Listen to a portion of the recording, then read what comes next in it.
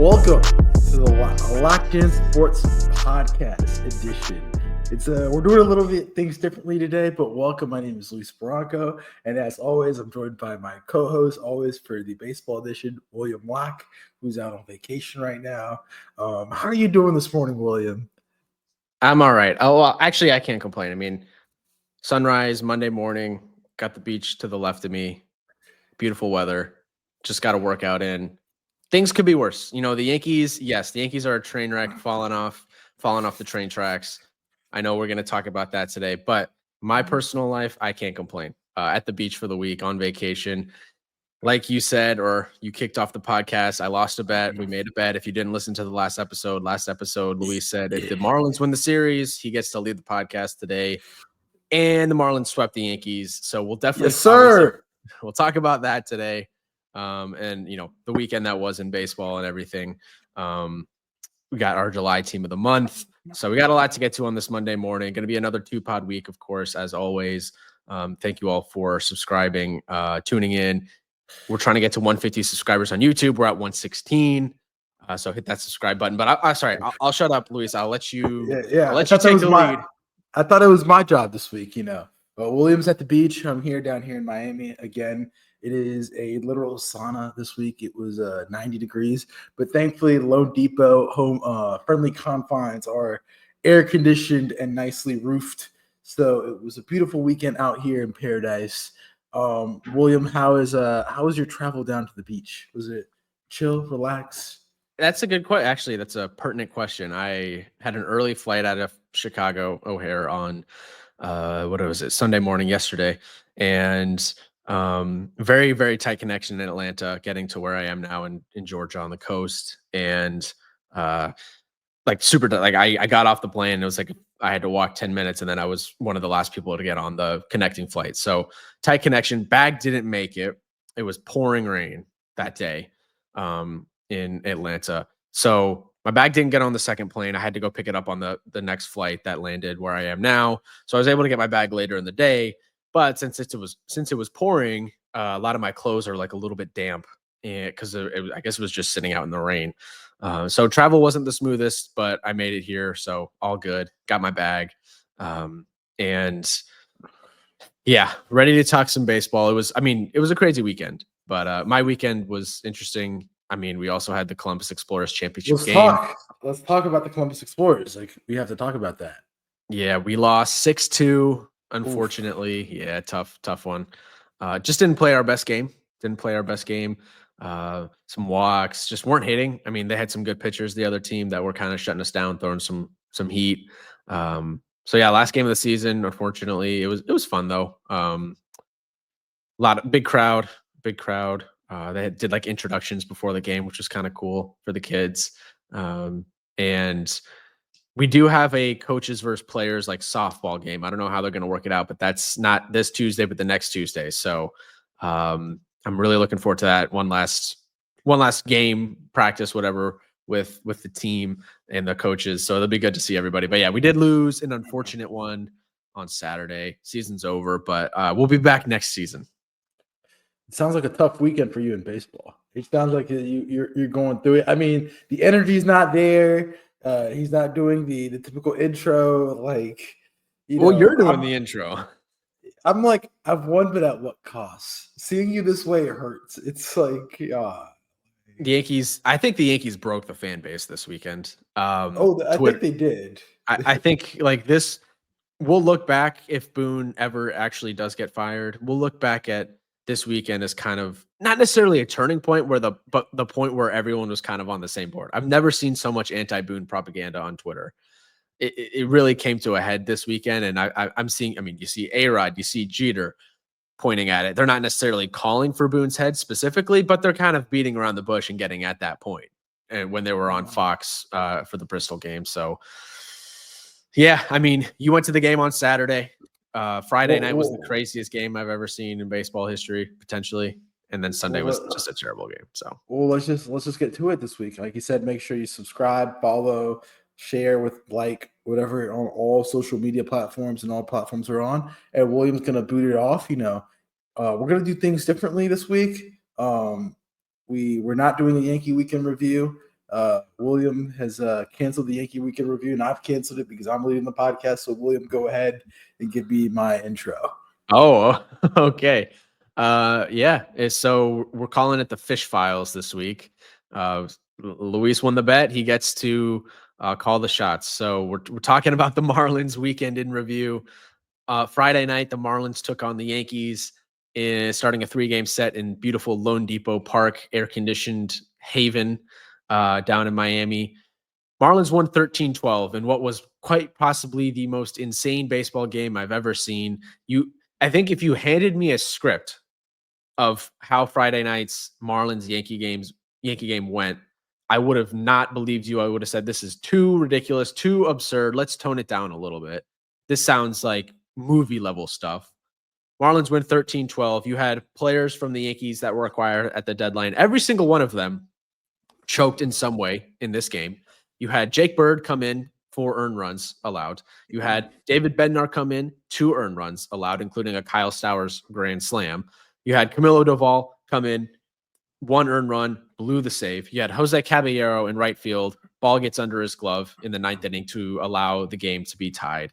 It was the craziest baseball game I have ever seen. One of the worst losses of the season for the Yankees, but from the perspective we're taking today, one of the best wins of the season for the Marlins.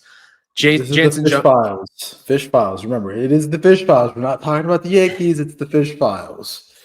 Jansen Junk, 6 earned runs, but they were able to come back and win this game. Truly, truly crazy. 6 runs the Marlins scored in the 7th inning.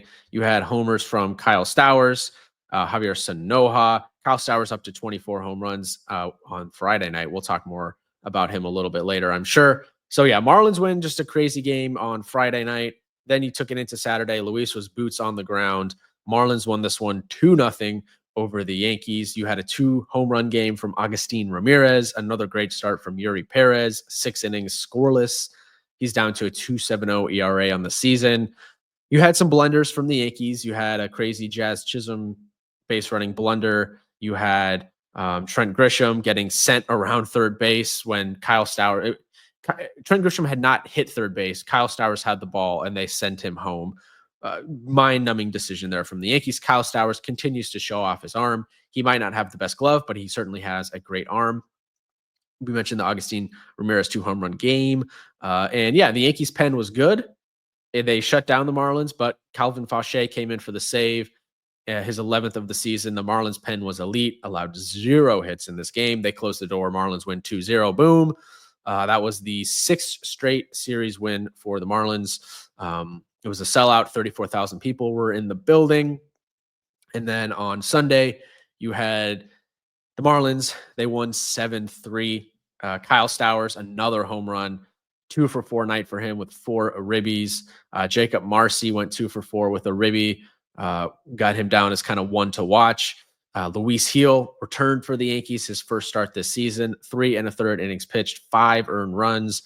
Edward Cabrera was great again, going 6 innings, allowing 1 earned run, 1 walk, 7 strikeouts. And the Marlins swept the Yankees for the first time in franchise history.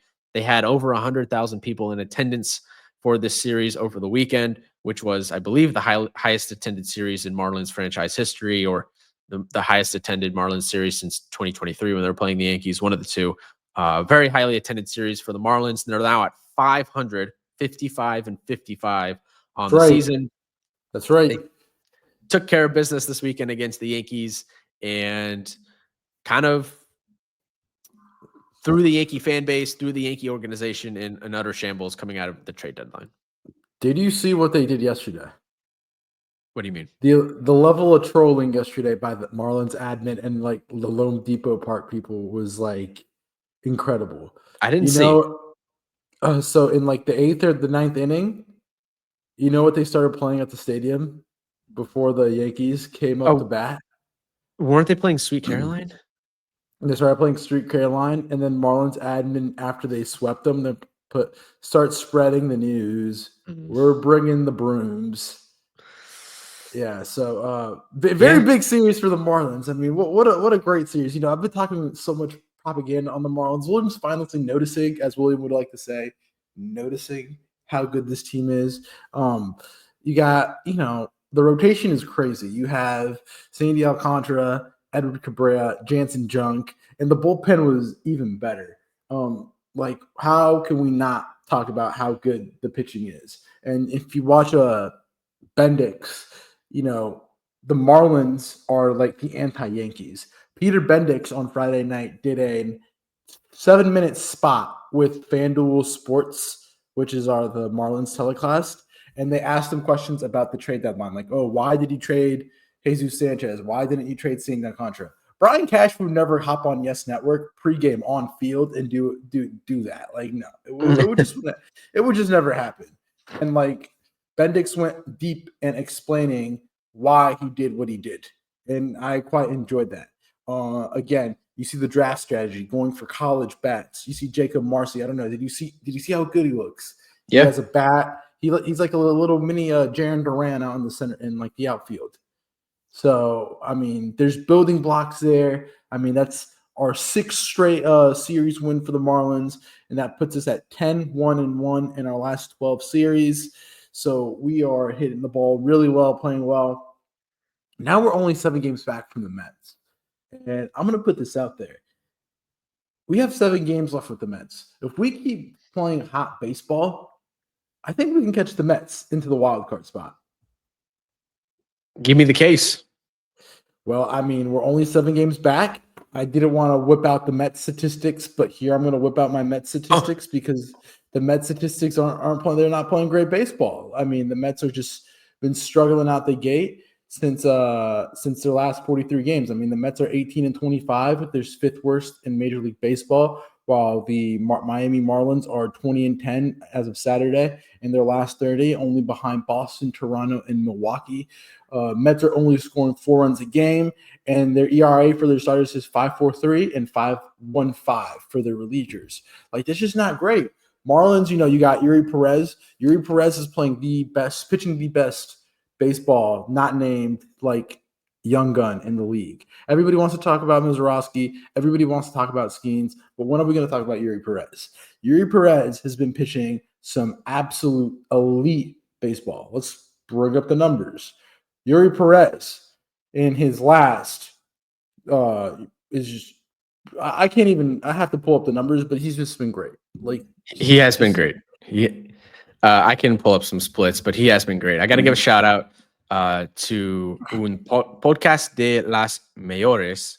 They followed us on TikTok, Spanish language podcast. They do the Miami Marlins and baseball. So kind of like a similar structure that we do with doing the Yankees and then like a general MLB podcast. So I don't know. We should do like some type of crossover with them because you're obviously fluent in Spanish, and that's an untapped market. And I feel like the Marlins. I feel like the reason I brought that up is I feel like the energy around the Marlins might be there now in Miami a little bit more than it was even a couple weeks ago. It was packed. I mean, Yuri Perez, Bendix made a great comment, and Ryan Gusto isn't in the Major League roster right now. You know what he said, and I know you would love this. Like, Peter Bendix is everything of like your philosophy of like team building. Like, enough analytics and everything. They asked him like, "Oh, what do you think about Ryan Gusto for Jesus Sanchez? Like, what's the plan of?" And he's like, "Oh, I know the adage is kind of old, and I'm just paraphrasing, but you can never have enough arms. So the more arms, the merrier." So like, Ryan Gusto's in AAA, literally trying to get up. So I mean, the Marlins are great. I mean, I also want to talk about Kyle Stowers. Where would this team be without Mr. Kyle Stowers? Kyle Stowers needs to be in the NL MVP race, in my opinion. He has been incredible. The Marlins aren't where they are right now without him.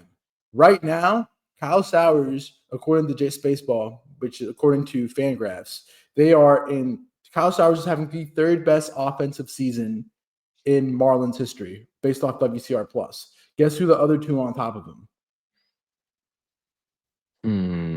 That's a Giancarlo Stanton 2017 MVP? Nope. Really? Okay. Would it be like Miguel Cabrera? It's Giancarlo 2014 and Gary Sheffield 96. Wow. At 161 and 185. But I'm telling you, Miami, I'm telling you, you need to start believing this team. They thought we were dead, but we're not dead. I mean, this team has been incredible. The all-time, the Marlins are 24-24 against the Yankees. Now 25-24. Like, we own the Yankees. Like, Well, they thought it was. Well, go ahead. They won a World Series against the Yankees in 2003, so they have the upper hand there.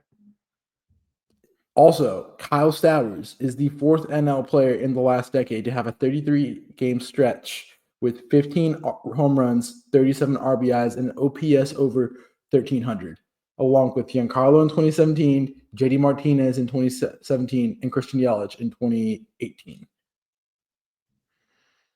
What does this dude have to do not to get into some conversation for the NL MVP hunt?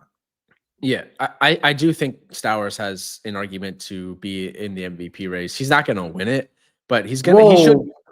He's not going to win it. He's not going to. Whoa! Let's look at the numbers. I'm going to bring up. I have the numbers. I'm going to bring up two blind resumes. Okay. Okay, I know what you're going to do, and this is exactly what I was going to do because I pulled up the player comparison before the podcast because I knew this was going to come up. I do the play. Okay, pick a player. Player A. Yeah. No. Just not. Let me finish. Let me land, my guy. All right. Okay. All right. Kyle Stowers. Okay, we're gonna do blind resumes. You have to tell me who's who. Player A has a WAR of 4.6, but has played 4 more games and has about 80 more plate appearances and 5 more hits. That's player A. Player B has a WAR of 3.4 with less games, plate appearances, hits, but he has 6 more home runs, 6 more RBIs, about 23 batting average points higher, better slug by close to 90 points slug, 80 points better OPS, and 6 points OPS plus. Who are you picking? Player A, who has more WAR in games and OBP and stolen bases, or player B, who has homers, RBIs, batting average, slug, OPS, and OPS plus? I'll take player B. I'm guessing it's Stowers versus Ohtani. Stowers versus Kyle Tucker. Oh, okay. I did. Okay, go ahead.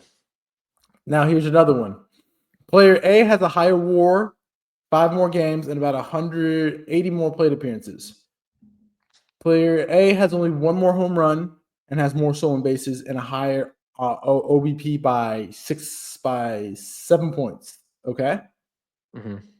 Player B has more hits, 8 more hits, 4 more RBIs, about 50-ish batting average points, and better slug, better OPS, and OPS plus. Who are you taking? I'll take the guy with the better OPS plus. All right, who's who? One is Stowers. The second guy is probably Stowers. I don't know who the second guy is. Or the first guy, sorry. Juan Soto. Okay. Where is the love for Kyle Stowers? When are we going to start respecting the Marlins? I'm telling you, this team is dangerous. They're getting hot. The Mets are struggling. I'm telling you, it's coming. I agree. And with Stowers on the season, like I said, I don't think he's going to win just because it's probably going to be Ohtani. I do think he deserves MVP votes. 948 OPS, 25 home runs, 296 batting average. His savant page is mostly red minus the whiffs and the strikeout rate. He does have a pretty high strikeout rate at 28%. But the player I was going to compare him to is when you look at him versus Pete Crow Armstrong. Pete Crow Armstrong has 3 higher WAR points on Baseball Reference. He has more games played by 4, plate appearances, hits. PCA has more homers by 3, ribbies, and stolen bases. So PCA wins in defense, home runs, stolen bases. But when you look at essentially every other hitting category, Kyle Stowers is winning by a pretty big margin. Batting average, he's up by a lot. OBP, he's up by a lot. Slug, he's winning by a good amount. OPS, he's up by a ton on PCA. I think Kyle Stowers, when you look at the MVP argument, I think he'll probably end up with more home runs than PCA this season. He is a better hitter. Stowers is the better hitter than PCA, but PCA does everything else better. He's one of the best defensive center fielders in the league. He steals bases. So he has advantages in those categories. But Kyle Stowers is a comparable player to PCA this season. And I do think there is a world in which Kyle Stowers finishes second in MVP voting in the National League. He's in the conversation. If he keeps playing at this level, he has to be. And if he were to finish second in MVP voting, it would be one of the most improbable or unexpected MVP level seasons that I can remember. I mean, this guy he's been incredible. And the Marlins are 500. Like you said, they're pushing in the National League wild card standings. They're currently only 6 games back there. It feels like, they've been 6 games back for a long time. But they just had a really tough stretch of 2 weeks where they had San Diego, Milwaukee, and then they played St. Louis and the Yankees for 3, and they won all 4 of those series. So they've proven they can beat good teams. And I don't know. I don't think playoffs are out of the realm of possibility for this team at this point. After seeing them this weekend, it was really impressed. Really impressed. You see, good teams win series, great teams sweep, and that's what Miami does. We sweep. That's what we do out here. So now you're on the bandwagon after watching them for a full weekend. After I've been pounding the drum for the past 3 weeks, like you're now on the bandwagon. Am I on the bandwagon? I'm not a fan, but do I think they're good? Yeah, I absolutely think they're good. They're, by the way, 27-32 against teams above 500, which I'm sure that number was a lot lower after or before they got hot, obviously. So, yeah, I mean, we hit on the Marlins. Do you want to talk about this from the Yankees side of things as well? No, we still have to talk about the Marlins. Like, that's what else? What else is there? How we play fundamentally sound baseball. They do. Like, they played great fundamentally sound baseball. It's stuff like, wasn't it refreshing to see a fundamentally sound baseball team? Yeah. And like, perfectly. It was a stark contrast. Excuse me. Sorry. Stark contrast. Yeah. But yeah, I mean, the Marlins, great team. I think they'll make the playoffs. I think we'll be, 7 back from the Mets. I think we'll get the Mets down. You think you'll get the Mets down? Okay. We have 7 to play with the Mets. Let's look at the week ahead for the Marlins. I mean, this is a big week for us. I mean, huge week. I mean, we have 8 games this week, which is really weird. Oh wow. We have 8. We play 3. We start a big 3-game set tonight at Lone Depot against Houston. Jesus Sanchez revenge series comes in, but Houston has their back end of starters this week. Yeah, it's Jason Alexander, Spencer Eric Eddy, and then Hunter Brown. So you do get the start of the rotation on Wednesday. So Wednesday, but I like us taking 2, and then we get Atlanta for 5. Atlanta stinks. That's a win. You can win all 5 of those. It's in Atlanta. I don't think we'll win all 5. I think we'll win 4 this week. I think there's a letdown this week. I think my prediction, I've been hot with the Marlins. I think we take 4 this week. I think we take 5. 4 or 5 out of 8 this week. Okay. It's going to be middle. We'll go to Atlanta. We'll lose 2 dumb games. We'll probably lose a game versus Houston, even though they've been really bad. Like, we're taking 4 or 5 this week. Like, it's going to be a middle week for us.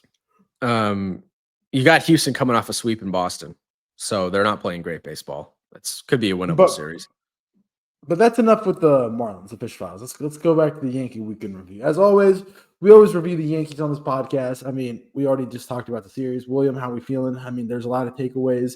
I mean, we don't have to get too much into Friday night's game. We can talk about Saturday, how crazy it was. I mean, I was there. And I think the big issue with the fan base starts with the fan base. I feel like there's a lot of fans that are conflicted, and there's too much propaganda that confuses people. And for one, I was in the bathroom line, and there was people, fire Boone. But then there's people in the bathroom fighting with those fans, thinking, no, we shouldn't fire Boone. We need to get rid of Volpe. And then those same fire Boone stands are like, no, Volpe's not the problem. Volpe's okay. Meanwhile, Volpe has a routine ground ball, and he's dirting the ball like across the diamond. Like, it's quite nutty, and the fan base is conflicted. We don't know. I mean, I watched the team. They don't look like a team. I don't know much about baseball warm-ups, but I thought it was really weird that game was a 4:10 start, and it was 4:01, and the only 3 players on the field were Ryan McMahon and Goldie working out with Volpe in warm-ups 9 minutes before the game. Everybody was in the clubhouse while the whole Marlins staff and team was getting ready, doing band work, all working out. everybody, when they did the whole bullpen walk, I don't know, you probably did this in high school, when you would walk to the bullpen, everybody would come give a handshake out to the players going to the bullpen. Nope, Yankees didn't have anybody, so they were already freaking there, while the Marlins all were, there. They just look confused. I mean, you had the Jazz blunder, which, I mean, it was, I don't know, man, it was just crazy. And then you have like the base running mistake by the third base coach, which, like, at first, like, when you're in the moment, you're like, oh, what a throw by Cal Stowers. But when then you like process the whole thing, it's just like, yeah, shallowed outfield single. Trent Grisham's not Chandler Simpson. Yeah. That was a On a pretty bad bad hamstring call. too.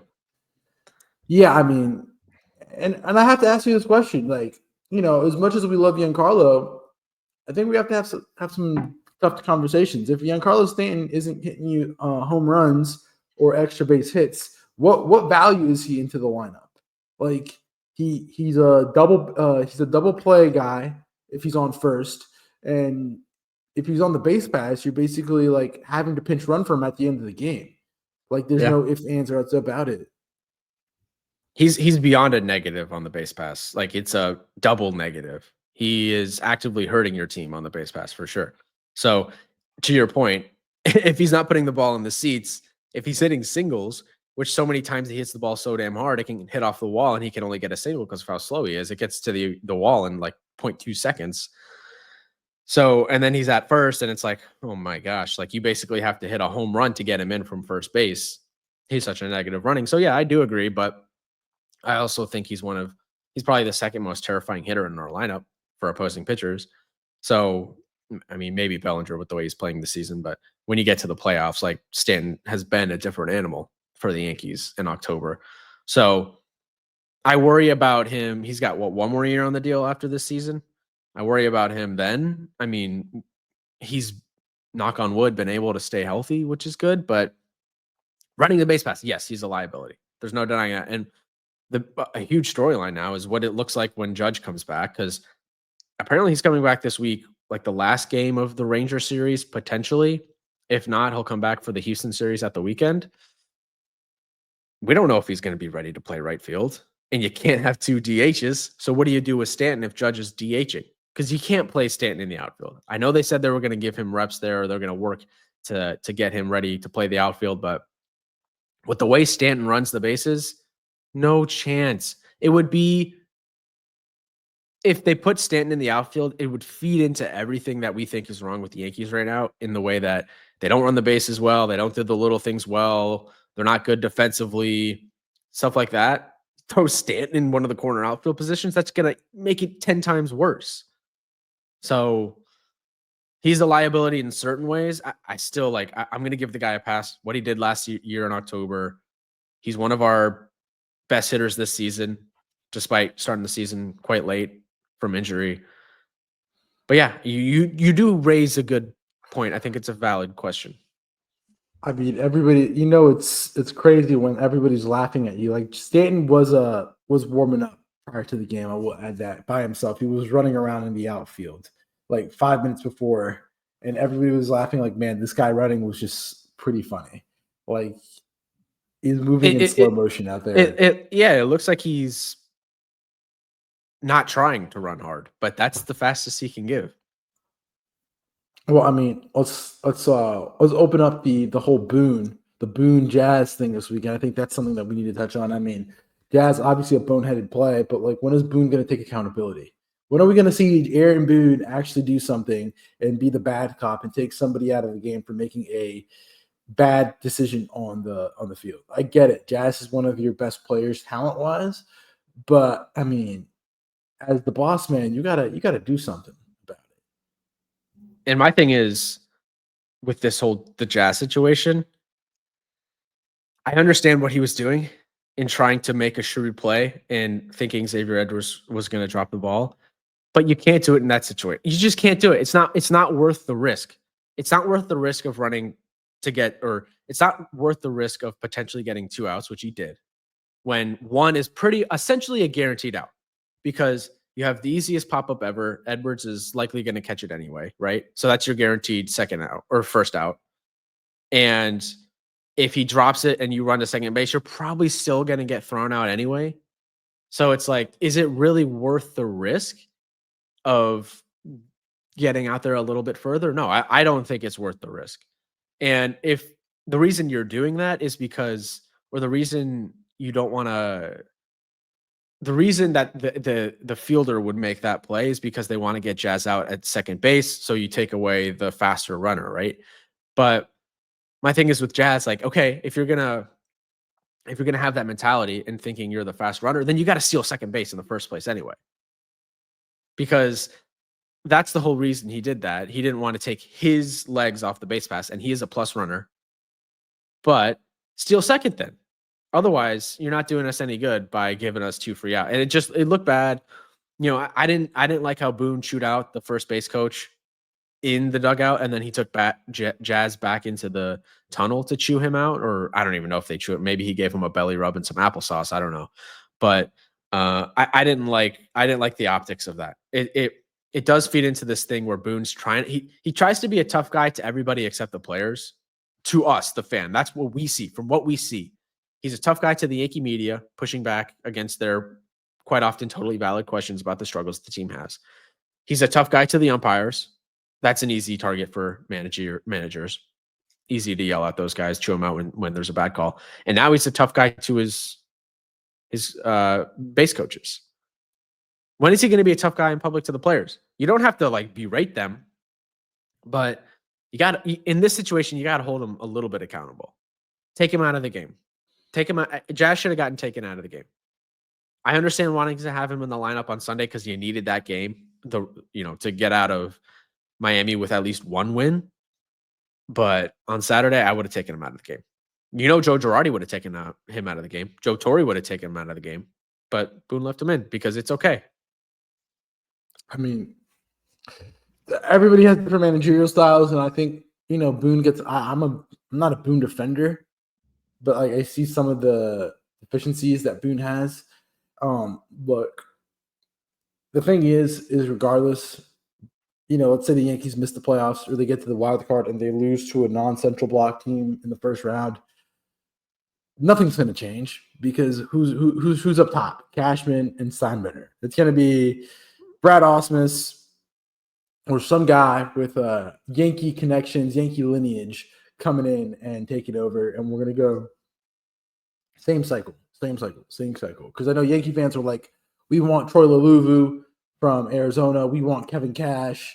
We want to go get they want the Yankees to do a Cubs move where they were like, David Ross, we love you, but you're just not that guy to get there. And then they go get Craig Counsell. But the thing is, that's just not going to happen. Like, it's going to be rinse and repeat. They're not going to hire somebody that is going to come in and try to change the status quo in the Yankee organization. They're going to hire somebody that's going to essentially be another Aaron Boone, if they ever even get rid of Aaron Boone. Because from their perspective, it's like, why do we get rid of Aaron Boone when we're just going to hire a guy that's going to do the same thing as Aaron Boone? They're not looking to change the philosophy of what the manager of the New York Yankees, what his approach is going to look like. It's going to be, to your point, copy paste, just different guy, same voice. When whoever eventually does replace Aaron Boone, it's not going to be like a Kevin Cash or like the Red Sox did with Alex Cora when he was coming back from his suspension. That was kind of like a shocking move for them. AJ Hinch in Detroit. Look how successful those managerial moves have been for those teams. The Yankees aren't going to make a move like that. It's going to be a franchise guy. It's going to be an organizational guy. So I totally agree with that point. It's going to be a Mark DeRosa, same rinse and repeat. I would take Mark DeRosa. I would give him a chance, but why would you want him? He's going to be another rinse and repeat type of guy. Why? He's a good manager. I'm not that big of a fan. I think he's a rinse and repeat. He's going to be one of those guys. You need to go externally, go get somebody old fashioned. Go back and get Girardi, but they would never do that. They would never get Girardi out of the booth. They should have never gotten rid of Girardi in the first place. Getting rid of Girardi was one of the worst mistakes the Yankee organization ever made. I mean, he took a team that was not heading into the 2017 season. There were not really that high of expectations for the Yankees. And he took that team to within a game of the World Series. And some would say they should be in the World Series. That was the year the Astros were cheating. And I give him a lot of credit for that. And, the players fought for him. people didn't like the fact that he called out Gary Sanchez publicly. I think that's part of the reason why the Yankees got rid of him. And he wasn't a guy that was going to coddle people. It didn't work out necessarily for him in Philly. The year they got rid of him in 22, the Phillies made it to the World Series with Rob Thompson. The Yankees should have hired Ron Thompson in the first place. He was on the Yankee staff under Girardi. So yeah, a lot of mistakes. And it's just every year we have the same discussions every year about this team. It's the same. I've said it before. It's the copy paste. It's been the same team for the Yankees for the past 8 years under Boone, essentially. So there's really not much to take away from this weekend besides more of the same. I mean, you couldn't have wrote a script crazier than what we saw on Friday and all the trade deadline guys blowing it. And you got another tough week this week with 3 in Houston or 3 in Texas and then 3 at home against Houston. So good luck. Hey, good luck. I mean, it'll be a week for both of our teams. I mean, the Marlins, like I said, we got 3 against Houston at home, then we go to Atlanta for 5. So, I mean, great weekend for the Marlins. And I think the Yankees get on track this week, hopefully. We'll see. We'll see. I mean, it's been tough for you with the locked-in sports derbies. I mean, tough against the Cubs and tough against the Marlins. I mean, yeah. So Volpe, since the All-Star break, Volpe has 7 home runs, which is second in baseball. But how many errors does he have? Is my question. Too many. Yeah, too many. Exactly. That had that error on Friday that led to the run. At this point, Marcus Stroman was released as well on Friday. I saw a funny tweet. I saw a funny tweet. It's like, how long until Marcus Stroman's posting like something flexing that he's rich and that he's okay and that he's not worried. And then he posted a picture on, I think it was like Saturday morning or something in a private jet with, I can't remember what the caption was, but I said, adios. It was adios. I mean, hey, Yankees got more problems than Marcus Stroman. And I think it all starts up top. Again, you know, the Marlins are the anti-Yankees. I feel like they're everything what you guys want to be. And the Marlins, in my opinion, are what you would build a baseball team off of. Like, just if you were to look at how the Marlins are built, you would build the Marlins like that. A team that's athletic, fast, plays good defense. They're managed well, and they have a bunch of arms. So, yeah, I think a lot of people around the league, front offices, are taking note of what Bendix has done in his second year in Miami. It was the teardown was real. Traded Arrays, traded Tanner Scott. Everyone's like, "What's going on in Miami? Like, they're not going to be good for a long, long time." And one of the best teams in baseball over the last 2 months. Impressive stuff from them. Impressive stuff. That wraps up the Fish Files, aka the Yankee Weekend Review. Now we're going to talk about the team of the month. William has created the team of the month this month, and I've agreed with this team of the month. William, take it away with the team of the month of June. July. July, my bad. Yeah. The year is flying by. It's already August 4th as we record. Catcher is Salvador Perez from the Kansas City Royals. Honorable mentions Will Smith, JT Realmuto. But in the month of July, Salvador Perez hit 9 home runs to a .337 batting average in a 197 WRC plus. So he was kind of the natural pick there. First base, we're going with Nick Kurtz. He's been probably the best hitter in all of baseball since the All-Star break.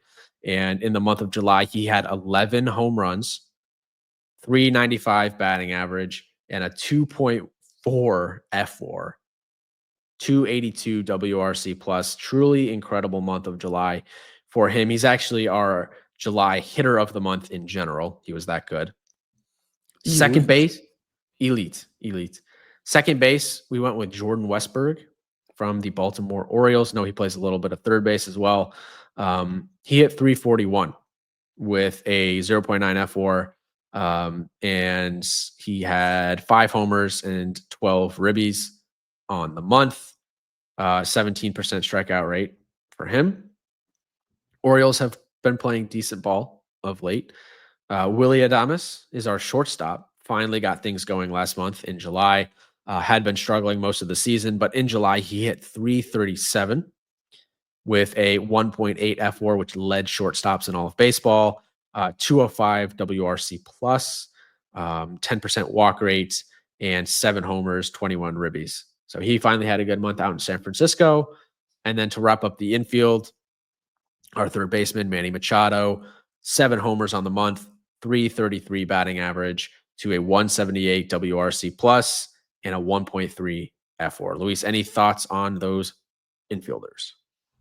I mean, like I said, Nick Kurtz has been the #1 first baseman in all the majors in the past month. Like we said, I think he has a good shot at making Team USA. Jordan Westberg being a bright spot for the Orioles. I mean, dealt with injury earlier in the season. Good for the Orioles to get a good representative on here. And Willy Adames, I mean, getting hot, but a little too late. I know Giants fans were getting a little restless after giving him that 180. But, Giants have been very middling so far since the Rafael Devers trade. Yeah, the Giants are 56 and 56, and the Marlins are tied with them in the standings right now at 55 and 55. So there's a very good chance the Marlins pass the Giants in the standings this week. Let's not jinx it. We got a big week. We play Atlanta. 5 in Atlanta is going to be tough. I'm telling you, beating a team consistently 5 times, and then Houston for the next 3 at home is going to be tough as well. Let's relax. You're right. You're right. Speaking of the Marlins, our left fielder is Kyle Stowers, 10 home runs on the month, 2 stolen bases for him as well. Hit 364 with a 238 WRC plus and a 1.8 F4. He was very close to being our hitter of the month, but we did give it to Nick Kurtz. How about just the young talent in general right now with Stowers, Kurtz, and there's a bunch of other guys we can name. Randy Arozarena, honorable mention here in left. He hit 11 home runs on the month, but the batting average wasn't there compared to Stowers, excuse me. Lots of bombs. Lots of bombs. Yeah, Randy did have a really good month. And then our center fielder, we went ahead and went with Cody Bellinger. I know he kind of plays all around the outfield. He had a 1.4 F4, 323 batting average, 7.8 strikeout rate. He has a great 2-strike approach, one of the best 2-strike approaches in the league. 8 homers and a stolen base on the month, 177 WRC plus. So Cody Bellinger, had to give him some love. He's been a really good pickup for the Yankees this year, and I think he's going to be an offseason priority for them. Once he opts out, the Yankees should give him. I'm sure he'll opt out, and the Yankees will give him a mega deal, and it'll end up being another contract that ends up poorly for the Yankees. But he has had a good season for them.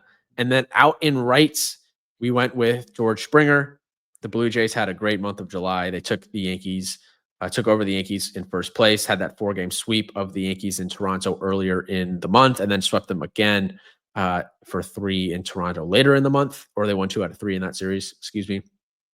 But Springer hit 371 with a 205 WRC plus, 1.3 F4, 7 homers, 3 stolen bases, 11% walk rate. He had a strong month. And then our utility guy for the month, we went with Mauricio Dubon from Houston. He hit 325 with a 1.3 F4, 138 WRC plus, a homer, a stolen base. And yeah, that's our lineup. Any final? Oh, and our DH. Sorry, no doubt. Obviously, Kyle Schwarber. Not July, but he did hit a homer again last night. Schwarber in the month of July hit 12 home runs. I think he put himself in the MVP conversation in the National League. 194 WRC plus, 1.2 F4 as a DH. I think he played that game in left field against the Yankees. He did pick up a stolen base on the month. He strikes out a lot, but he hits absolute taters. So that is our lineup. Any thoughts on those guys, Luis? MVP ladder: Ohtani, Stowers, Schwarber, PCA. I don't know if I would officially put Stowers over PCA. He's very close. I think those guys are neck and neck. But yeah, I think that's the 3 right now. I'll have to pull up the odds. I'll do that right now. But between those 4. Yeah. Who's the 4th? I said Ohtani, Stowers, Schwarber, PCA. Yeah, that's definitely the 4. Looking at the odds right now, you have Ohtani first. Wow, they don't even. I mean, that's not a surprise that they're not giving love to Stowers. Ohtani, PCA. Whoa. The odds are never going to give love to a Marlin. Ohtani, PCA, Schwarber, and then they have Tatis, but I think Stowers over Tatis. I mean, I And then just think yeah. in the American League, Judge has moved back to the favorite. He's minus 220, so they must think that he's going to come back this week. Cal Raleigh plus 165. Let's move to pitchers. Our Yeah, pitcher of go. pitcher of the month, Paul Skeens. He had a 0.67 ERA in July, 1.2 FWAR. The strikeouts were up in July, 12 K per nine, only 1 walk per nine. 27 innings pitched, 5 starts, won 2 of them. He was great in July. He is right now, according to the odds on favorite to win the Cy Young. He's minus 175. Zach Wheeler plus 170. Christopher Sanchez, we'll talk about him later, 14-1. I think it's Wheeler versus Skeens, but Skeens had a really good July, and he had a good start this week as well. Actually, not a great start against Colorado. Our second pitcher, Luis Castillo, actually led starting pitchers in F4 with a 1.4 in July. 5 starts, 9.39 K per 9, 2.05 ERA. Won 4 of 5 of his starts, so he was strong this month. Our number 3 guy, Yuri Perez from your Marlins, 28 innings pitched, 5 starts, won 3 of them, 10.29 K per 9, and a 1.29 ERA. For number 4 starter, we got Nathan Eovaldi. He pitched to a 0.59 ERA. I think he continues to be one of the most underrated starting pitchers this season, just because he had that injury a little bit earlier. But he had 5 starts in July, won all 5 of them. Like I said, 0.59 ERA in July, 8.8 K per 9. He's our July number 4 starter. He has been really, really good for the Marlins, or for the Rangers this year. Talking about the Marlins so much, I got him stuck in my head.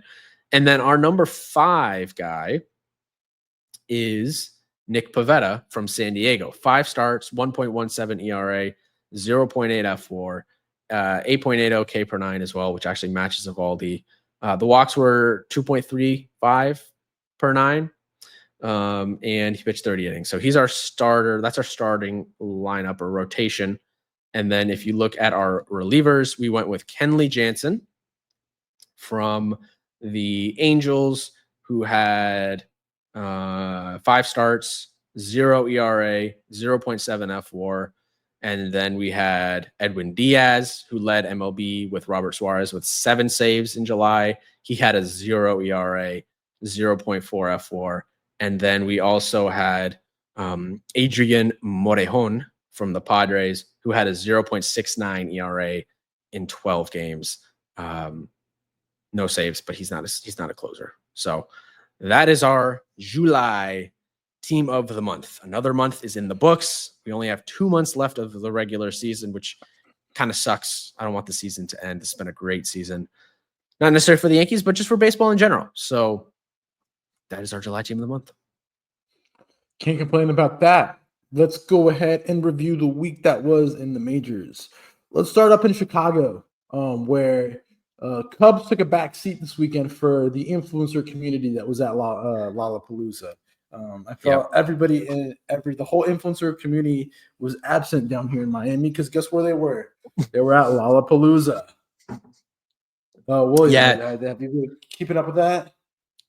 I've seen the videos on like TikTok and stuff. The crowds looked absolutely insane. I guess it was Sabrina Carpenter last night. Olivia Rodrigo went Friday, and then they had like Doechii on Saturday. I don't really. I've never gone. Rufus the Soul. Yeah, that's EDM or something.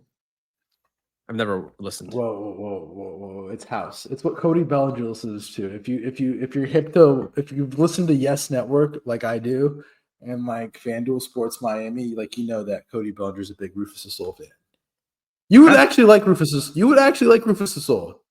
I think you should give him a try at a workout. It's not upbeat. It's nice and mellow, but enough upbeat. But yeah. All right, I'll give it a try. Yeah, Lala looked crazy though. And you're totally right. The Cubs took a backseat to Lala this weekend, even though the Cubs did have a good crowd. There's a lot going on in Chicago as always, but Lala was the headliner for sure. Yeah, Lollapalooza was this weekend. I know everybody was there. My whole feed was Lollapalooza. I don't know if your feed or Kayla's feed. I don't know what I could just tell you, it was just Lollapalooza. My recommended reels were annoying because it was everybody doing fits, and I'm like, I want baseball content, and I don't want to see any more Lala fits. So hopefully nature heals today, and I get better reels tonight when I'm at home. I think that's a good Scrolling plug through. for Locked In Sports. Hopefully you get some Locked In Sports reels tonight.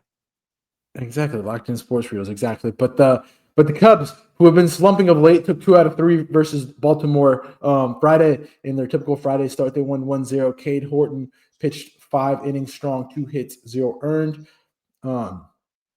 Trevor Rogers pitched 8, giving up 1 earned, 4 hits, 8 strikeouts.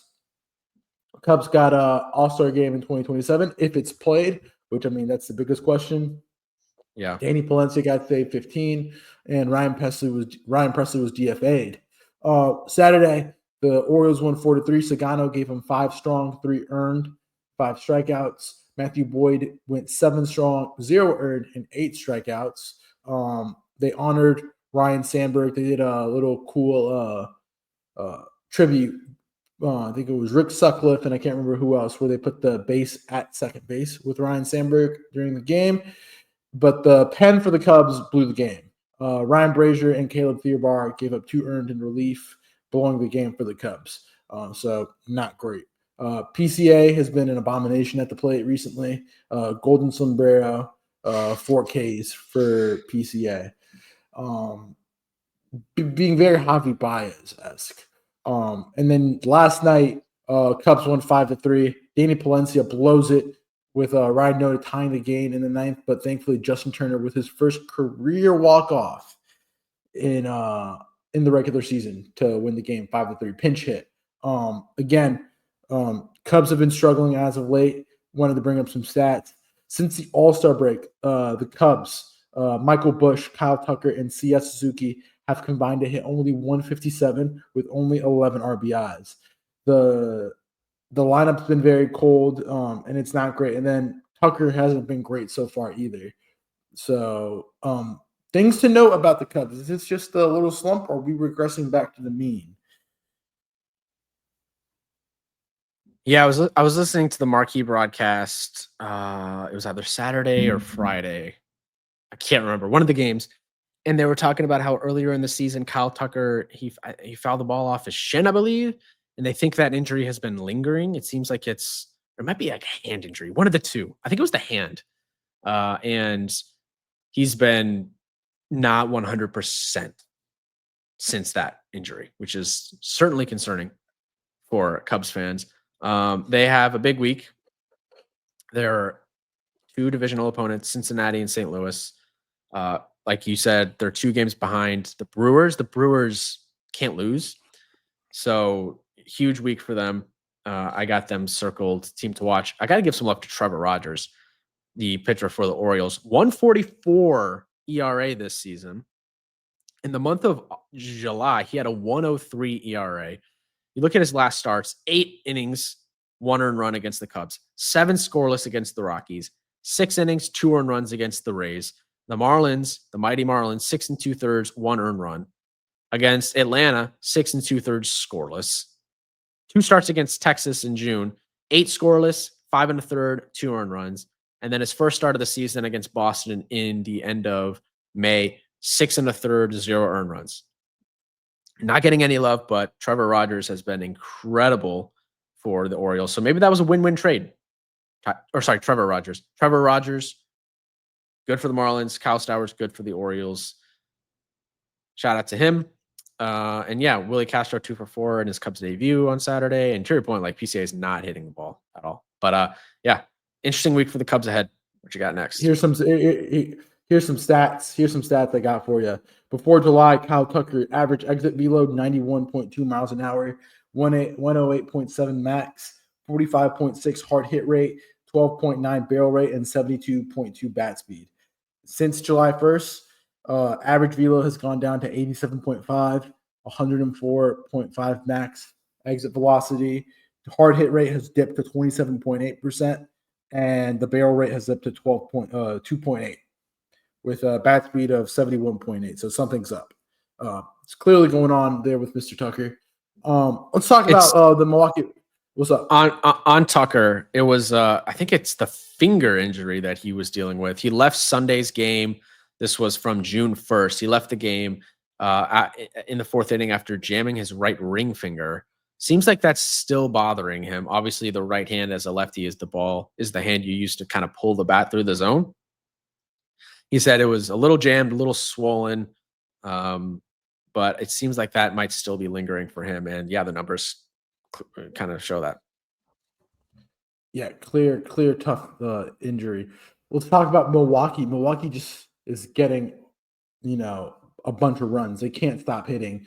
They swept the Nationals 16-9 on Friday. William Contreras went 5 for 7 with a homer, 2 RBIs, and 3 runs. Blake Perkins 2-homer game. They had 25 hits on Friday night. Saturday, Brandon Woodruff pitched 6 strong, going to earn 8 strikeouts, 1 hit. With a homer from Christian Yelich. Sal Frelick left the game, and then yesterday it was a clear comedy game for the Brewers when they won 14-3. Bryce Terang went 2 for 6 with 2 homers and 4 RBIs. Sal Frelick had his baseball cap with a Gatorade cup stuck with bubble gum. And then I don't know if you saw the Pat Murphy story, how Pat Murphy's always eating in the dugout, how he likes to eat pancakes. He puts pancakes and waffles in his pockets during the games, and he likes the carbs. And then in his hoodie, he also eats pizza. He rolls up pizza and puts it in his pants, which I don't know. I'm a clean phobe. I don't know how that would work. That would like kind of drive me crazy. Like my pants, like to the sauce. Yeah. I don't think I would do it myself, but I love Pat Murphy as a character. He's great. Perfect like kind of guy for a team like the Brewers. I don't think stuff like that would last in New York or LA, but small market team, perfect for him. And the team rallies around him. Like he's a great manager. So shout out to him. Shout out to the Brewers.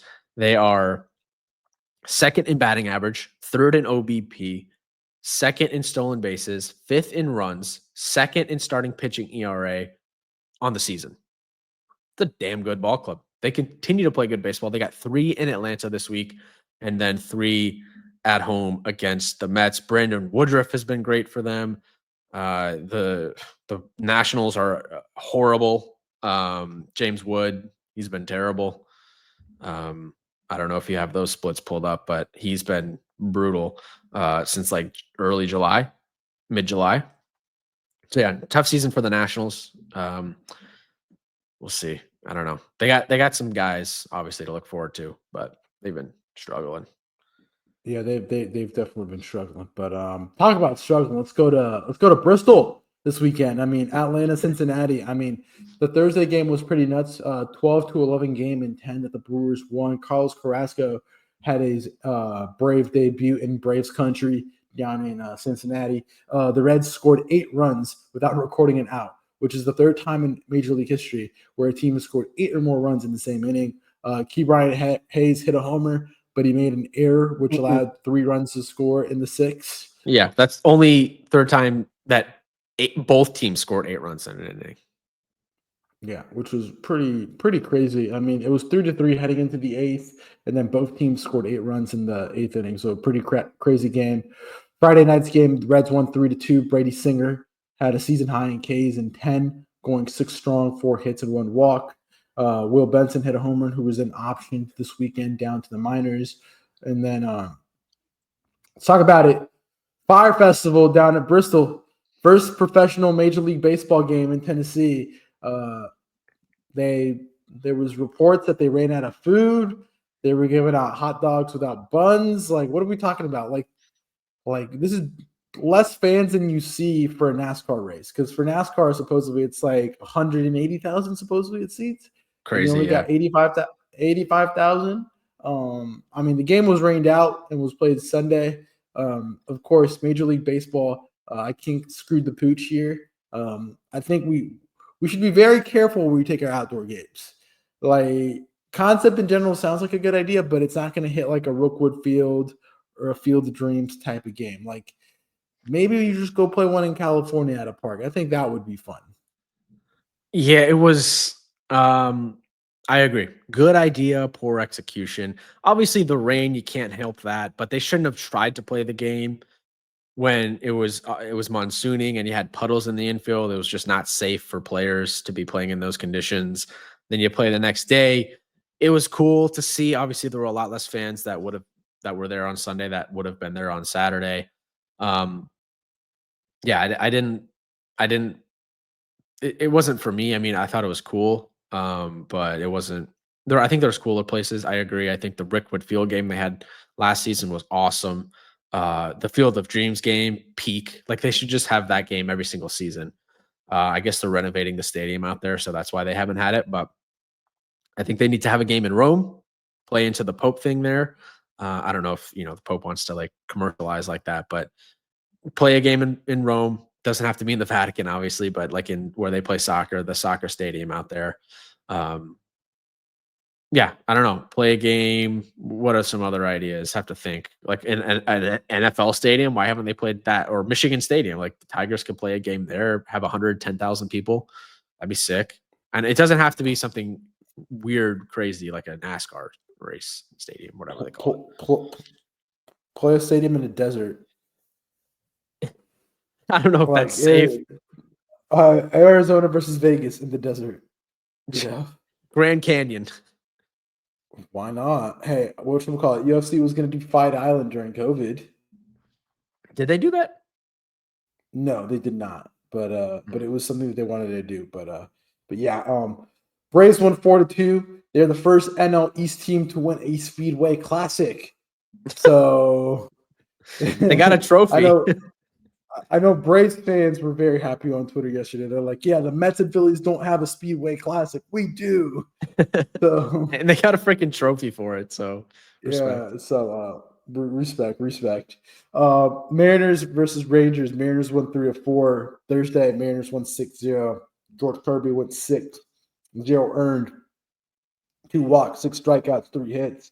Cal Raleigh hit a homer 42. Eugenio Suarez went 1-for-4 in his re-debut with the Mariners. Prayers up to Trent Thornton tearing his Achilles. Mariners won 4-3 on Friday with a J.Q. Crawford walk-off 2-run homer in the 9th.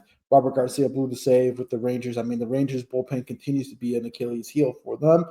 And then the Rangers won in 11th on Saturday, 6-4 in 11. Merrill Kelly in his debut, 5 2/3, 2 earned, 4 hits, 6 strikeouts. Very good start in 69 pitches.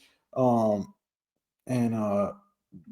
Rosarena, homer 22 with Kyle Higashioka going 2-for-4 with 3 RBIs with home run number 7th. And then yesterday, Jacob DeRon got hit around. He joined the 1,800 strikeout club, being the fastest to do so in 240 games and in the least amount of innings in 1,493 and 1/3 innings. But he was hit around, going 5 innings strong, 5 earned, 4 hits, 3 walks, and 5 strikeouts. Julio hit homer number 100 in his career. He's the first player in a career to start off with 4 consecutive 2020 seasons, going 2-for-4, 1 home run, 2 RBIs, and stolen base. And Adolis Garcia had himself a game 3-for-3, 1 homer, 1 walk, and 1 RBI. Should be very interesting to see what happens with this division coming up soon. I know the Rangers got the Yankees coming up here around the corner, and the Mariners get a really easy part of their schedule where they could be making their move to the top and chasing down Houston. Houston's down here in Miami this week. So Mariners got a series, a 3-game set versus the White Sox at home, and then they got another 3-game set against the Mariners before they travel to the Orioles next week. So they got Rays. The Rays. Excuse me. They got a very easy schedule coming up. Should be able to make their move up to the top. 2.5 back of Houston, and Houston's been struggling. J-Rod's got 6 home runs after the All-Star break. Kyle Higashioka, 379 batting average in July with 5 home runs. In August, he has a home run, and he's hitting 286 with a 108.9 OPS. So miss him as a backup catcher. I'll tell you that much. Seattle is playing good baseball. They're definitely a team to watch this week as they have an easier schedule. Can they surpass the Astros this week? Probably not, because the Astros will beat up on the Yankees. I think he's better than Higashioka might be better than Austin Wells, but you know, Those are let's conversations that Yankee fans aren't willing to have, but I do think or the Yankee front office might not be willing to have. But he's not a great defensive catcher, but hitting, yeah. let's talk about Houston. Houston got swept by Boston. The reunion and the Carlos Correa reunion did not bring good fortune to the Astros this weekend. Boston won 2-1 in 10 this weekend on Friday. Roman Anthony walked it off in 10. Hunter Brown gave 7 strong, 1 earned, 4 hits, and 6 strikeouts. While the Red Sox won 7-3 on Saturday, which we had a Hector Neris moment where he balked on purpose and because he thought Trevor Story was relaying signs from second.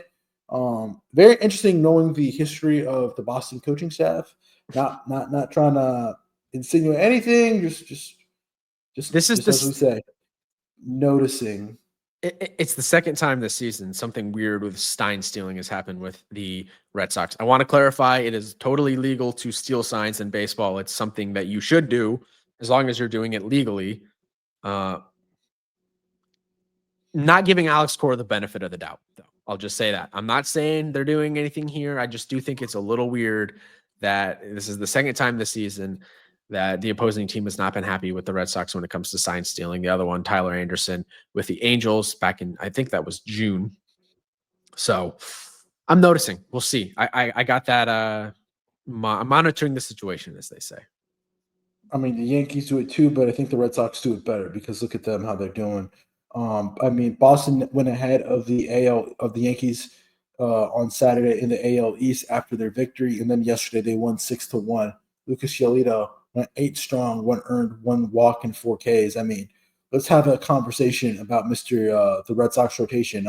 Let's give it a round of applause for Andrew Bailey and Alex Cora and the coaching staff.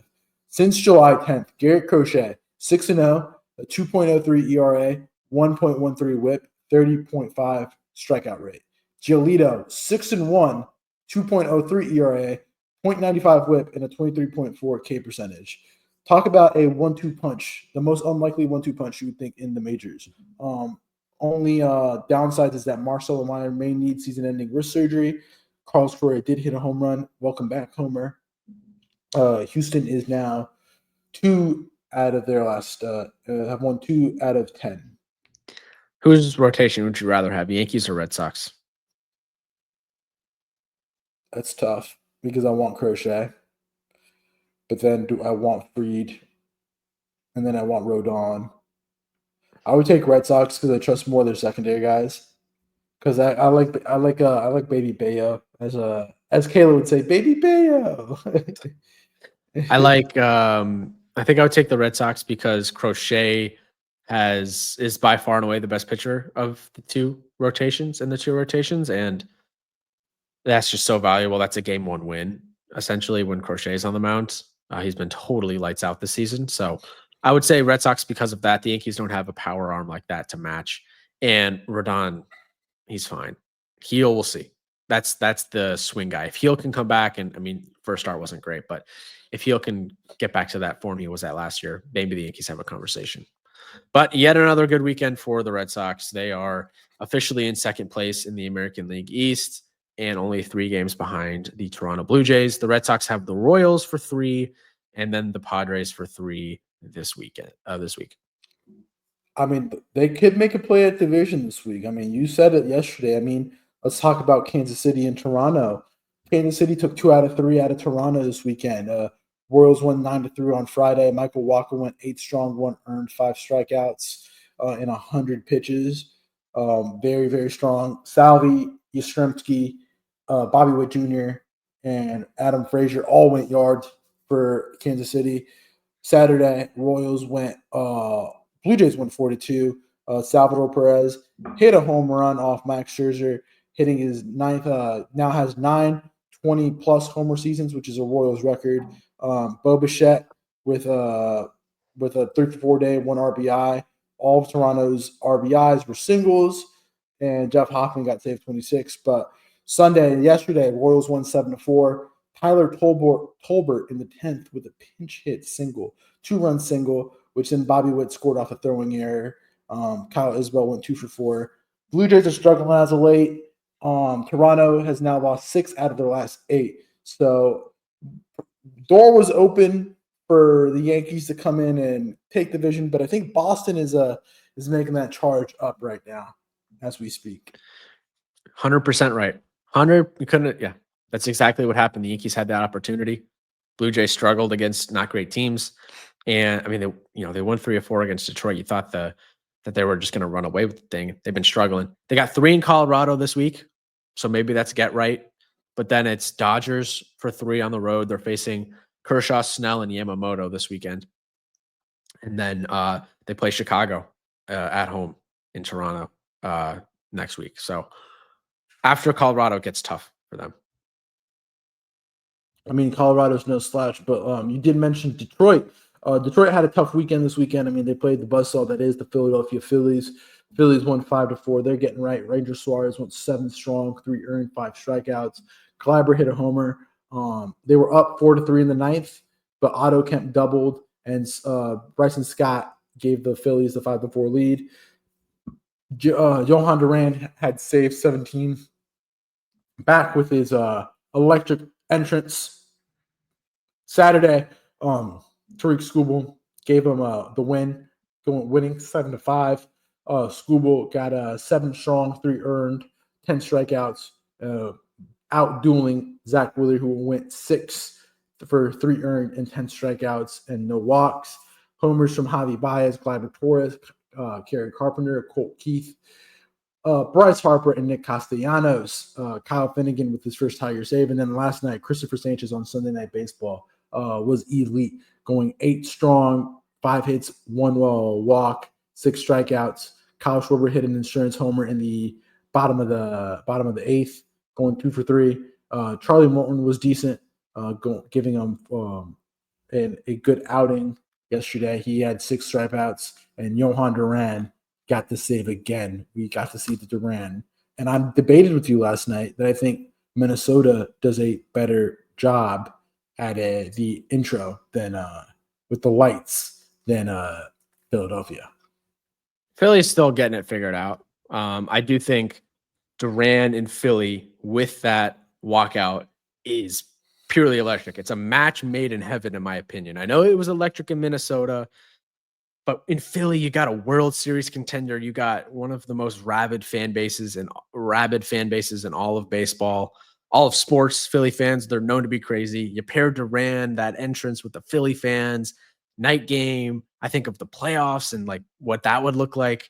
And it's exactly what the Phillies needed at the deadline, too. They needed to go out and get a closer. Perfect. It's a match made in heaven. The only thing that worries me about the Phillies is bridging that gap between the starting rotation and Duran. But Duran is perfect for the Phillies, and that walkout, Duran and Philly, is chef's kiss. Don't forget about the Philly fanatic as well. Minnesota played Cleveland this weekend. Minnesota had their debut game on Friday. Gave it a tough performance. Guardians won 3-2. Joe Ryan going 6 strong, 2 earned, 4 strikeouts. Gavin Williams went 6 strong, 0 earned, 8 strikeouts. Manzardo walked it off in the 10th. Guardians won Saturday 5-4 with homers from J-Ram. You had CJ Kifus with his MLB debut. Hunter Gaddis got a save. And Sunday, Twins take away getaway day 5-4, where Guardians' 5-game win streak ends. Guardians quietly getting hot. J-Ram went 2 for 4, 1 homer, 2 RBIs, and 1 walk. Yeah, the Guardians are in that race in the wild card. They're only 3 back right now of the 3rd place Seattle Mariners, 3rd place wild card team, that is. The Guardians got the Mets and the White Sox on the road, both for 3 this week. Did you see the picture of those guys out in, I think it was right field in Cleveland, with like a trillion beers, and they're all wearing J-Ram jerseys? Seems very typical Ohio. Seems like another day in Ohio. Everybody wearing the same jersey and just hanging out, you know? Nothing else to do in Ohio but drink. Correct. Let's talk about Pittsburgh. The Rockies. Rockies taking 2 out of 3 out of Pittsburgh. A crazy game Friday where the Rockies won 17-16. Warming Bernabel 4-hit game. Like, it was just runs on runs on runs. Ridiculous game. It was a walk-off, I believe, off from Brenton Doyle on Friday. Then Saturday, Rockies win 8-5. Leo Vera-Peguero hit a 3-homer game, but it was not enough. Skeens went 5, giving up 4, and was 8 strikeouts. And then yesterday, Pirates 8-5. Spencer Horwitz with a 2-homer game, going 3 for 5, 6 RBIs. Mitch Keller went 5 innings strong, 5 earned, 7 hits, 1 walk, and 4 strikeouts. Mickey Moniak, Hunter Goodman, and Jordan Beck hit home runs. The runs were definitely scored out in Colorado this weekend. Yeah, that Friday night game was crazy. Friday baseball was crazy in general this week. Warming Bernabel might be the greatest Rocky of all time. 8 games since he got called up. 438 average, 3 homers, and a 1.361 OPS. You picked him up in fantasy. But yeah, he's been really good for the Rockies, and he has a cool name. So that's my takeaway from this series. Gotta get the hot players, Let's talk about the A's and Diamondbacks. Diamondbacks taking 2 out of 3. A's won on Friday 5-1. Shea Langeliers went 3 for 5 with a homer, 2 RBIs, and a double. Zach Gallen on Saturday went 6 strong, 2 earned, 3 strikeouts, with the Diamondbacks winning 7-2. Ketel Marte, Alec Thomas, and Corbin Carroll hit homers. And then Sunday, Diamondbacks went 6-4. J.J. Bleday went 4 for 4 with a homer, but it wasn't enough. Eduardo Rodriguez went 5 strong, 2 earned, 3 walks, 5 strikeouts, and 6 hits. Blaze Alexander with a home run, 2 RBIs, going 2 for 5. Not much there from me. Yeah, not much there from me. I'm excited to see how the Athletics finish out the season. They've been playing better of late. They did lose this series, but they got an easy week. They got 3 against the Nationals, 3 against Baltimore, and then they come home again next week for 3 against Tampa. So they're 16 games under 500. Could they be one of those teams that pushes to finish closer to 500 than closer to 500 than closer to 20 games under 500? We'll see. They're fun because they're showing promise, but they lost the series. Yeah.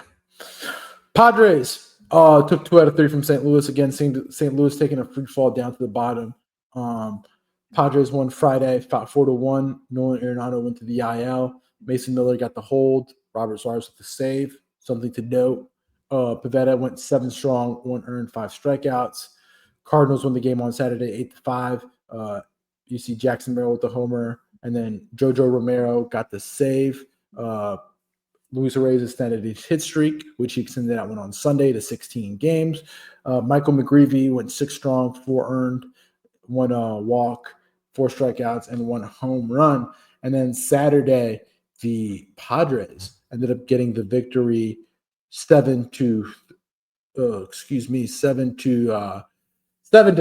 Ramon Laureano going 2 for 4 with the homer. Dylan Cease was great, going 5 strong, 1 hit, 1 walk, and 9 strikeouts. After Saturday's game, Randy Vasquez was optioned after his start. I was surprised that Yankee legend. I was surprised that Luis Arraez's career high hit streak was 15 games. He got it up to 16 on Sunday, but for a guy that's known for contacts, spraying the ball all over the field, hitting for a high average, feels a little light. I feel like he could have got up into the 20s, maybe even pushing 30, but no, it was 15. That was the career high when he hit that. Mm-hmm. Let's talk about the Mets. I mean, I talked about how poor the Mets have been. I think that's something of note. I'm not trying to lay any shade with the Mets, but, they have been struggling just as much as the Yankees. But, I mean, the Yankees have been struggling harder. Giants won 4-3 on Friday night and 10. Robbie Ray went 7 strong, 4 hits, 1 earned, 1 walk, 6 strikeouts. Pete Alonso hit homer 23. Randy Rodriguez with the save, and he's the closer now with Doval gone. Dom Smith with the RBI single, giving the lead to the Giants. And then Mets won Saturday 12-6. Kodai Senga was okay, going 4 strong, 4 earned, 3 walks, 4 strikeouts, 5 hits. Pete Alonso with homer 24, now 2 behind Darryl Strawberry for the Mets all-time lead. Tyler Rogers made his debut against his old team, and then the Giants yesterday won 12-4. Rafi Devers went 3 for 4, 1 homer, 4 RBIs, 1 walk. Casey Schmidt with going to 2 for 5, 3 RBIs, 1 home run, Francisco Lindor leads all shortstops right now for homers after he went 1 for 3 yesterday, and a walk and hitting a home run. Tough tales out there in New York for both teams. Yeah, the Mets, they lost first place in the East. They're a half game back of the Phillies, so I think that'll be a battle down the stretch. Good win for the Giants. I don't think they're going to go anywhere. The Mets have Cleveland and Milwaukee this week, both for 3. And it was Giants versus Mets, which I don't know if you guys have seen the WFAN Mike Francesa clip from 2014. The caller calls in and he's asking about the San Francisco Giants. Do they hang out with the New York Giants when they're in New York? Oh, Is there any type of collab? It's one of the funniest bits I've seen. It wasn't a bit. It was like a clip from his radio show. Truly hilarious. But yeah, Giants came to New York and won the series, and then they went out for the Giants and Giants picnic on Sunday after the game. Yeah. Let's talk about Dodgers went to Tampa this week to a Little League ballpark that is Sternberger Park, as the Dodgers won 5-0 on Friday. Kirby Yates went to the IL. Kershaw gave him 6 strong, 0 earned, 5 hits, 3 walks. Otani, Freeman, and Freeland had 2 hit games. Jonathan Aranda has a fractured wrist. He'll be out for 3 weeks without activity. Hopes to return this year. Saturday, Blake Snell returned, but the Rays won 4-0. Yandy Diaz took him yard twice. Snell pitched 5 strong, 5 hits, 3 earned, and 8 strikeouts.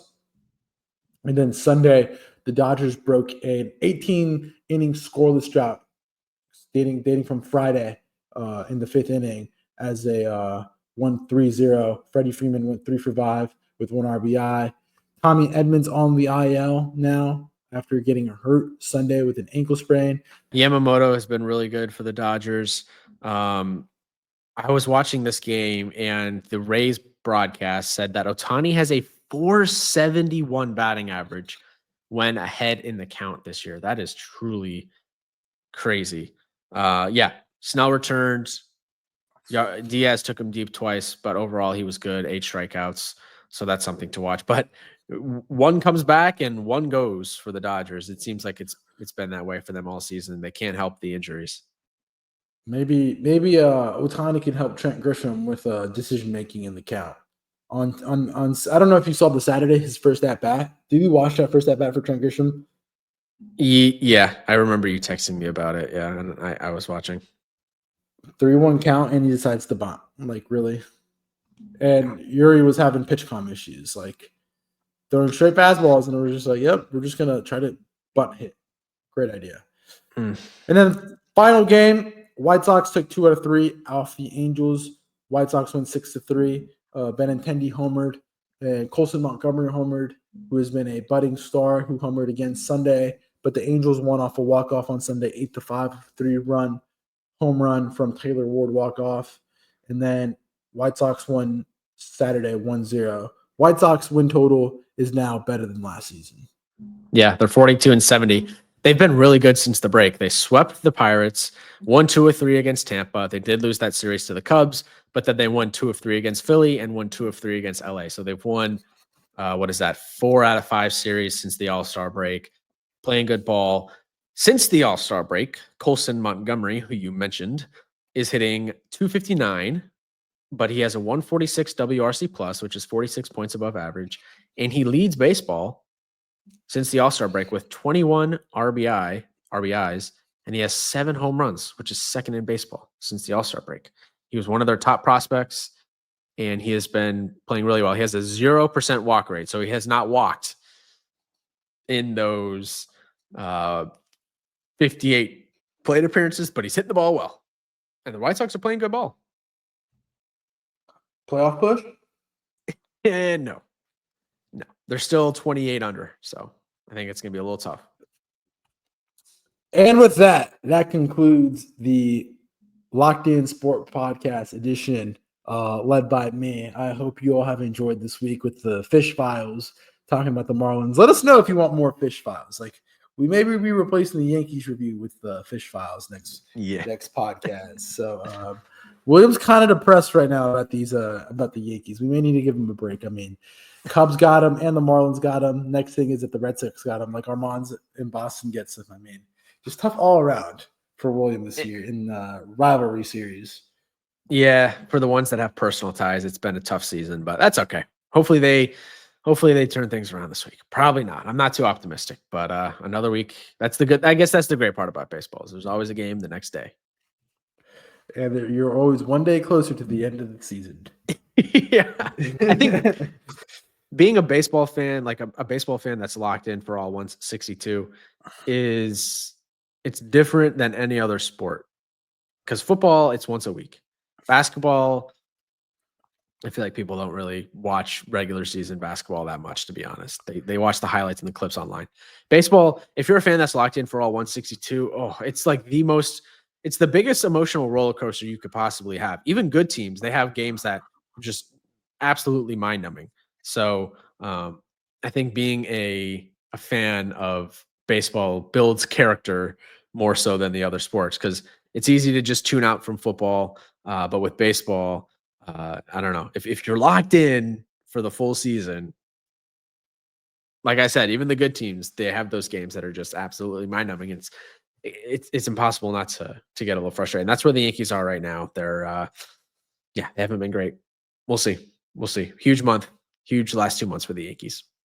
Huge last 2 months. And with that, make sure you like, subscribe, follow us, share it. William got a Substack article coming soon again. So anything else? That's all I got. All right. Well, we'll see you back next week or end of the week next week for the next edition of the Locked In Sports Podcast, Baseball Edition.